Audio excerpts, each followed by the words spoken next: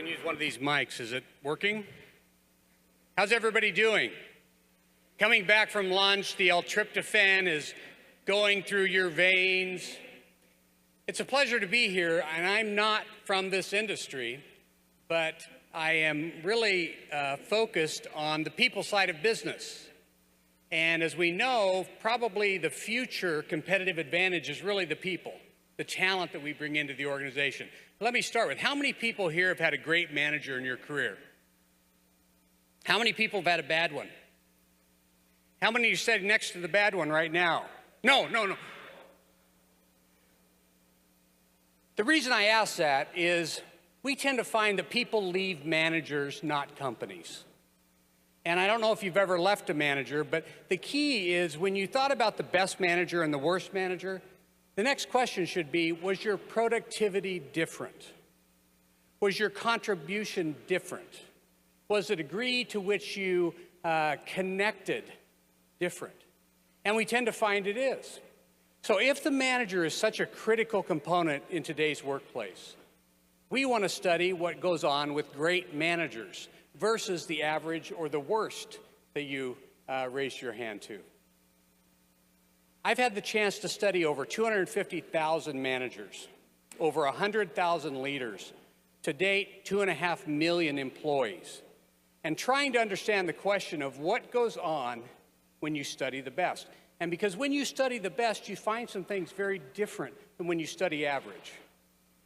Average is basically you have the best of the worst and the worst of the best. But basically, when Marcus and I started doing the research, I think if we, to identify great managers, I thought if we lined them up all on a wall, we would see some dispositional demographics or tenure or some kind of characteristics. Well, we didn't. What we did find is that great managers do a few things very differently. And those basic things are what I call the 5 keys of great manager. The 5 keys of great manager, frankly, break all the rules of conventional wisdom that we've had about management. In terms of, the first thing is really how we select people. And the traditional thought has been we select people based upon skills and experience. Well, great managers say that's not true. Great managers say we select people based upon this thing called talent. And frankly, in your industry, a lot of people can't afford the skills and experience. We have to look for the talent. But great managers say that is the best predictor of what drives the value of my organization. Now, how do we know what talent is? I mean, we've got great models of talent. We've got Peyton Manning. I'm from Denver, Colorado, which, by the way, I'm kind of high up here, but I'm used to it. I'm from Denver. When you study the best, you find something very different. And there's a difference between talents, skills, and knowledge. Talents are kind of the hard wiring, but skills are those things that are always being acquired, being built as we go. Same with knowledge. But talent now can be explained neurologically. 90% of what we've learned about the human brain, we've learned in the last 10 years. Just think where we're going to be in another 10 years. But basically, every one of us in this room have a filter. And I'll use an example here. I'm on a hospital board, and my wife's on a hospital board. When you're on a hospital board, you do a lot of these things called galas. You ever been to a gala? Here's a gala. 400 people in a ballroom that you don't know very well, and you have to find a way to get along. My wife walks into that situation, the stimulus, 400 people in a ballroom. It hits her, she filters it and goes, a chance to get to meet more people. And what she does is she walks up to people and she introduces herself and she learns about them and their spouse and their kids and where they go to school and all that crap. I take the very same stimulus. I filter it and I go, ugh. And what my response is, I go stand in the corner and talk to 2 or 3 people that I already know and get to know them better. Now, does that mean I don't have any relationship talent? Don't answer that. It means that my filter is different than hers. And that filter begins to develop very quickly in life. From 0 to 3 years of age, our brain is going through a transformation where it's building synaptic connections and growing. And frankly, that rapid growth has to begin to slow because it just can't continue to go on. So from 3 to 15 years of age, our brain actually goes through a process called pruning. What is pruning? Well, Dr. Shigani at Wayne State Medical Center said, roads with the most traffic get widened, the ones that are rarely used fall into disrepair. But controversially, from about 15 to 22 years of age, our brain is pretty well formed. Our filter is pretty well formed. And great managers tell us people don't change that much. People don't change that much. But they also go on and say, instead of trying to put in what was left out, let's try to draw out what was left in. That's hard enough. Anybody here had someone try to rewire your brain? Okay, anybody married? You can take the most motivated employee and you can try to teach them a new way to walk, and they will do it as long as they're thinking about it. But what happens when they stop thinking about it? I go right back to the old way of walking. That's our filter.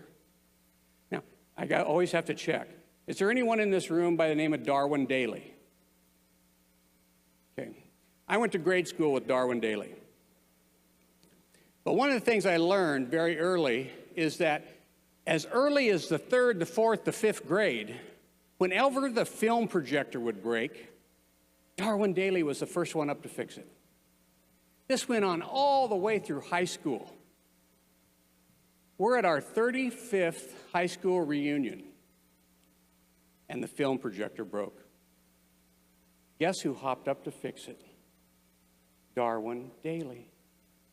We know now that that is a talent called restorative. Instead of being intimidated by problems, they actually get energized by problems. But that filter was there in the 3rd grade. By the time we're about 21 and on, it's about bringing the right skills and talent to the wiring, and that's where we actually have incredible growth as individuals. But if you bring big talent into your organization, be prepared. Because the second key is how we focus people. And frankly, if all of us have a brain and we all have a filter, there's nothing very special about talent. We all have it. But what is special about talent is when it becomes talent-dead. There's a difference between having talent and being talent-dead. And that's where the workplace becomes so important. What a great opportunity to tell people, you come to work for us, and I will help you know yourself so well. And I will do everything in my power to set you up for success. Want to come?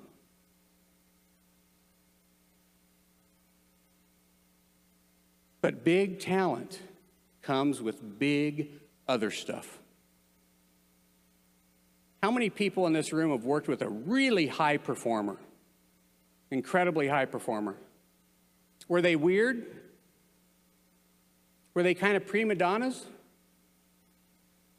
Did they threaten to quit maybe twice a month? You come in and they've packed up all their stuff and it's on your desk. And basically you say to yourself, oh man, today I need to do mouth to ego resuscitation with Paul. If we want big talent, that's the cost that we bring it. And big talent is really has to be in relationship with a great manager to begin to focus it. Dennis Rodman was hired to play ball for the Chicago, what's their names again? I don't talk about them because of the Denver Nuggets. But the first time Phil Jackson met Dennis Rodman, he said he was sitting in his office. Phil Jackson walked in. He put his hand out to shake his hand. And Dennis didn't even reach back. By the time Phil got to the back of his desk, he knew, I do not like this guy, and I will probably never like this guy. But I didn't hire him to like him. I hired him to win national championships. And Phil Jackson says, I looked around at the assistant coaching staff, and I found the person who gets the greatest kick out of prima donnas. And Dennis Rodman now says that one individual turned his life completely around. First of all, the assistant said, don't shoot. Don't shoot the ball. We hired you because of rebounds. Do the rebounds. I don't know if you've had a manager in your career that set you on a very different trajectory. But it tends to be the person that almost kind of gets the kick out of our human messiness. And frankly, we're messy, aren't we? We have these things called emotions. You know, we're unpredictable. But it's the person that actually we can show the messy stuff to, and they don't declare war on us. And I tend to find, as a psychologist with an MBA, my wife says that's a license to manipulate people, but anyway, what we find with our deepest relationships is we showed our worst stuff, and the person did not declare war on us. The person did not declare war on us. So think about that in terms of your high performers, because they're going to have those needs. Now, we've had some conventional wisdom that basically said, let's box people in to get rid of the human messiness. What does that mean? More rules, more structure. Does it work? It tends not to. Then we've gone to the other extreme, which is the empowerment movement, which basically says, let people go, do their own thing. That hasn't worked. I'll give you an example. When my daughter was young, we were basically in a small town, and for lunch we pulled into a Wendy's restaurant. And the Wendy's restaurant, they took our order, and the young woman was very kind. And I pulled around, and she had this great big blue button on that says, I'm empowered. I'm empowered. All I had was a $50 bill, so I handed her a $50 bill, and she said to me, I'm sorry, sir, I can't break a $50 bill. I'm going to have to get my supervisor. Okay. I'm a workplace consultant. My wife and daughter are in the back seat of the car, and my daughter says, Dad, this does not have to be a learning moment. I said to the young one, get your supervisor. Supervisor came to the window and said, what's the problem? I said, well, this young woman's been great. I pulled her around. She's got this great big blue button on it that says, I'm empowered. She was great. And then I hand her a $50 bill, and she can't break it. And she said to me the most authentic thing I've ever heard from a supervisor. And that was, sir, this is just one of those stupid corporate imposed programs that we have to institute, and we don't know why we're doing it. But there's another component. Can I empower you? Okay, on the count of three, I'm going to empower you. 1, 2, 3, you're empowered. Did anything happen there?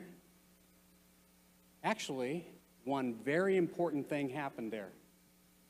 And that was, I defined for you and all of you who the empowerer was and who the empoweree was. So sometimes the empowerment wasn't much different than boxing people in. Great managers say it's about the outcomes that we hire people. We hire people to actually create outcomes. We don't tell them they have to come in and do it exactly like this, but we say, here's the outcome that I want you to meet. And then they do an even more controversial thing, which is they define the outcome and then they allow people to find their own path of least resistance to get there,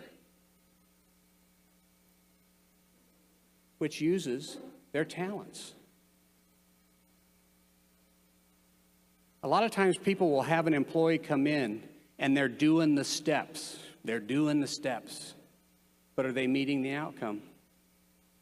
Great salesperson, bad salesperson. Bad salesperson, oh, I had a phenomenal week. 3 proposals, 40 calls.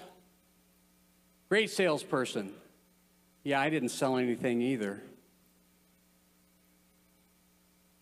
It's the outcome. That's where we focus. And that's especially true in this day of the millennials. But that leads us to the third key, which is how we help people grow and develop, which is really around not fixing people's weaknesses or not helping people know that we believe anybody can be anything they want to be if they just try hard enough, because neither of those are true. Basically, development is around helping you identify your talent and then helping you find a way in which you can continue to use that at an expanded level. We don't want to put in what's left out. We want to draw out what's left in, and we want to have an experience in our workplace.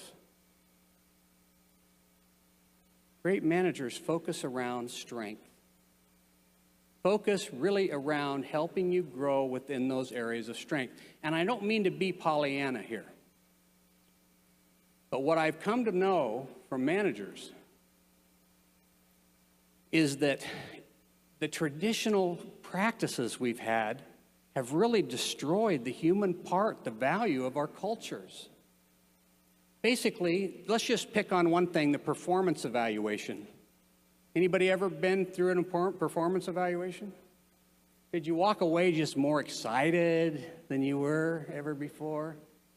You know, the managers hate it worse than they do. But here's the problem. What we've done is we've identified and looked at our top performers, and then we've studied how they do it, and then we want everybody to do it that way, and then we evaluate you. We identify what you're not doing well, and we devise a development plan around how you can get better in those areas.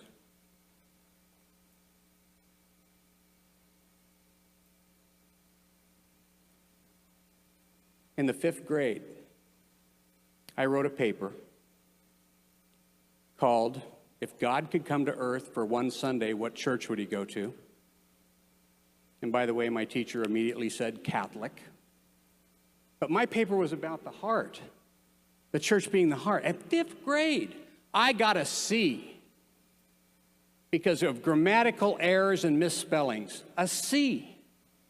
Fast forward to my senior year in college, in an English class, my final assignment was I took William Faulkner's novel, As I Lay Dying, and I did a psychological diagnosis on every one of the characters. I got a C because of typos and grammatical errors. What I've come to understand about that is I was convinced I'm a bad writer.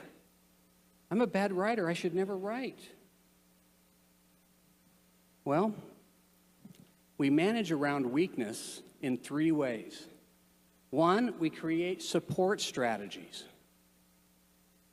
How about spell check, grammar check, an editor from Simon & Schuster, which is a complementary partner, which is the second way we manage weakness. Or we train for skills and knowledge, but not try to put in the talent. We have such a remedial society. I mean, you go home with 3 A's, a C, a D, and an F. Guess where it gets most attention? The F. Which would be fine if I know about that F so precisely that I expand and grow and become even more effective and productive, but we don't. We walk away from the performance evaluation knowing more about who we are not than who we are. We learn, and here's the tragedy. I don't think we hire people because of who they're not. I think we hire people because of who they are, and then we work with that. Great managers say the best don't all do it the same way, but the best create the same outcomes and use very different ways of getting there, thus their talents. The fourth key of great managers is around how I really help transform the person from talent to talented. And it's about finding the right fit between people and the role.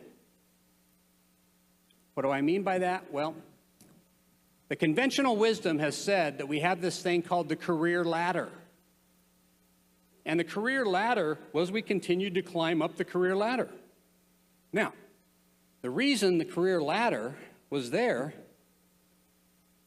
was for people to make more money, get more prestige, get more respect. And there was more money up there. The career ladder is dead. It's dead because of 3 reasons. 1, it created a shortage of prestige and respect. And we actually had jobs that we began to manage as if they were bad jobs. Because you don't have the talent to do that job doesn't mean it's a bad job. Marcus and I had the chance to work with Disney because they were finding that when people stayed at a Disney hotel and they came back, a group of people were asking to be put in a housekeeper section. What? By the way, that would be my worst job as a housekeeper. But we got those people together. And one woman began to talk, and she said, you know, when parents come to Disney and they bring their kids to Disney, they're out in the parks, they're hot and sweaty. Those parents aren't actually experiencing the essence of Disney. Some parents call this hell on earth. So what I do is I take Mickey and Minnie and I put them on the bed. And I put Mickey's arm around Minnie, and I put her hand in an empty French fry wrapper that I found in the trash can. And I put Mickey's hand on the remote control because when they come back to the room and they're hot and sweaty, stressed out, they laugh. They laugh.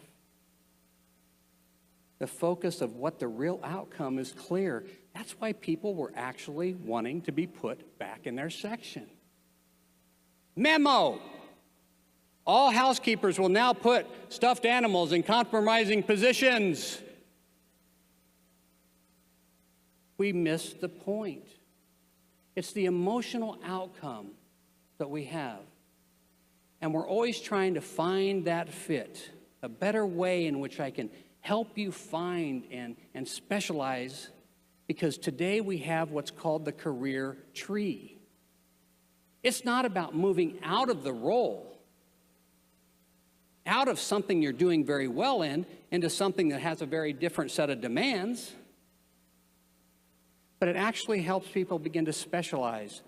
And the biggest challenge I see with my clients is that they always say the same thing. I just don't have enough VP positions to put people in. It's not about that. It's about growing within and helping people develop that career tree around who they are. Fifth key, customers. We've been taught a bunch of crap about customers, which is the customer's always right. They know exactly what they want. They know what they want to pay for it. That's not true. We are switchers by nature. We're not loyal by nature, but we are predisposed to having an emotional connection with someone. Customers are vulnerable because they have needs they can't meet themselves, and they have to depend on others, and the best in us don't always come out in that situation. Great customer approach is about the vulnerability. Instead of putting my hand into the vulnerability of the customers, I actually embrace the vulnerability of the customers. I walk into Nordstrom's. I need a cordovan belt. 3 people come up to me and say, "Can I help you?" And I go, "No, I'm just looking." What? I knew exactly what I wanted. But we don't like to be vulnerable. Okay, the 4th guy comes up and says, "I saw your car. I love that color. Can I help you?" "Yeah, I'm here for a cordovan belt." The old customer ways are not conventional. They're actually customer disservice. And I saw this so prevalently a few years ago. I was in the Atlanta airport in the red carpet room.